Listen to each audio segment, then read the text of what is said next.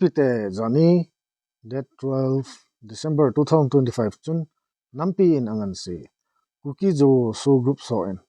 Ministry of Home Affairs to political talks ani ve chan na chu ana che hla ven he hi chi thua hi ama hon a seina wa chu mai hlei te to chen khom ding ki ti wa he ai thei to lo thil hi in chule ama ho to jong ki khut job ding ki dei lo hi tan hi chi ria hi KUKI zo te dinga union territories with legislature ki ti hi alu thei lo wa hung king e hi tin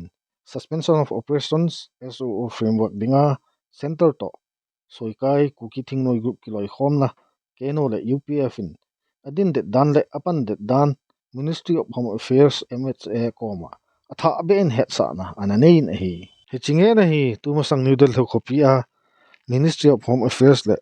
KUKI organization keno le UPF chode Manipur government na kon official soto ki hona anakinein hichi achun land rights to a saving gamsung ki vai hom dan akisu mo dan le athin lel dan adia May 3 2023 kuma kona tingthang gam ho a khanto ma chalna omlo dan jong ana saving hi hichi ke hona chun KUKI zo thalhangin keno UPF akal sungin Government of India Thakhelin Security Advisor for Northeast apangin chule Manipur government Thakhelin senior official so habe apangowin keuna chun KUKI zo thalhenga ka kal sung hon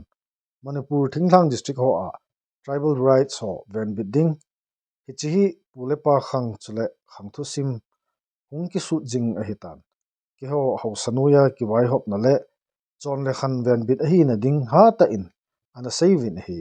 KUKI zo te dinga union territories with legislature lo le ki vai hom na jong ki tup lo ding ki ho tribal land rights ho exploit ki bolding chale ama kho u jong sei thei hilo a hi tin center to ki ho keno le UPF chun a sei kit win hi Manipur gal ahung ki patna ta sata a phai cham mi le thingthang mi tia ki hen theng sela hitan state government to sat na in meipum meithalin phai sunga kuna in kino do win gimle gen thei na sata kana thu wi tin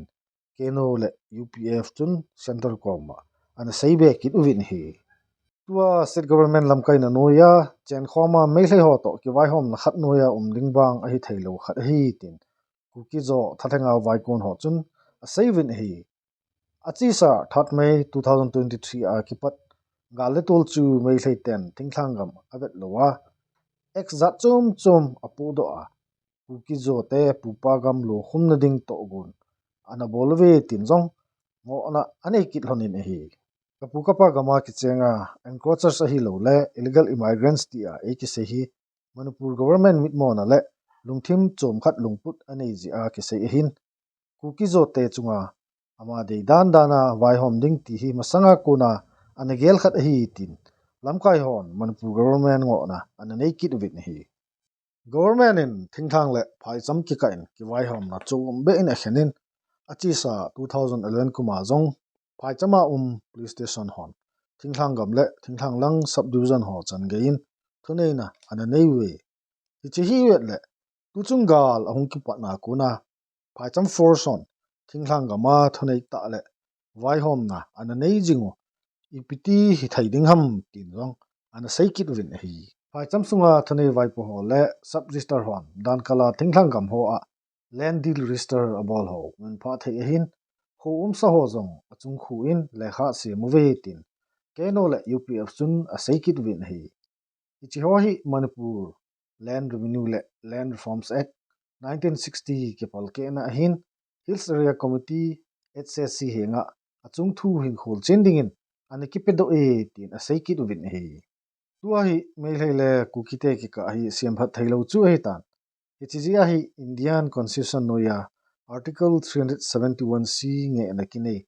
tu ni chan ge in ki pedo hi lain epui hoi dinga Manipur government jong ei that dinga apan ta le hichi atum be a ki vai hom na hi alo thailo wa ki thu ma hi tin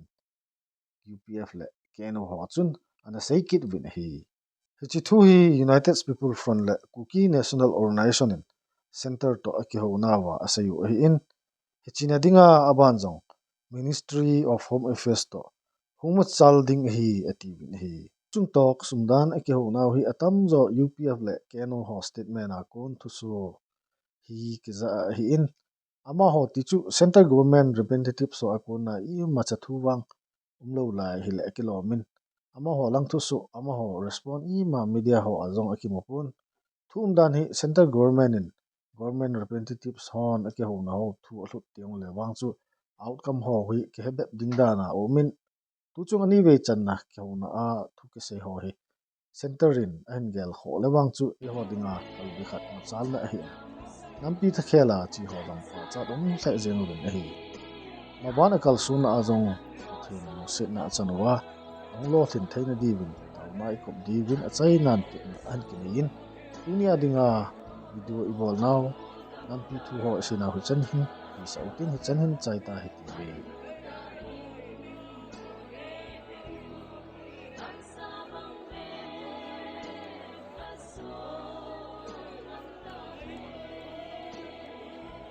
Ajejang lui mga anak ko